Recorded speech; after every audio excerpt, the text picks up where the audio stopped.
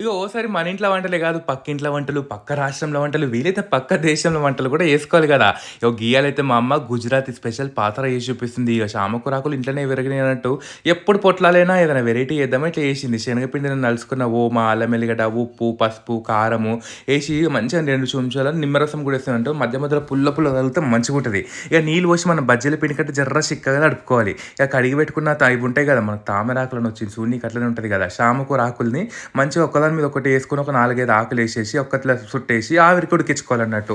ఇది హెల్తీయో, గిల్తీయో నాకు అవన్నీ తెలవదు గానీ టేస్ట్ అయితే మంచిగుంటది. నూనె కాగిన తర్వాత ఆవాలు, జీలకర్ర, కల్యామాకు, ఎండుమిరపకాయలు, ఇంగువ అట్లనే పసుపు ఏసేసి మొత్తం అన్ని నువ్వులు బి ఏసుకోవాలన్నట్టు.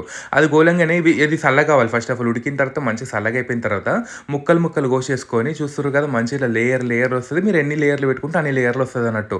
మంచిగా తాలింపులేసేసి 2 నిమిషాలు వదిలేసిర్రనుకోర్రి మంచిగుండే పాత్ర అయితే రెడీ. మీరు ఈ తాప ట్రై చేయండి. చాలా డిఫరెంట్‌గుంటది.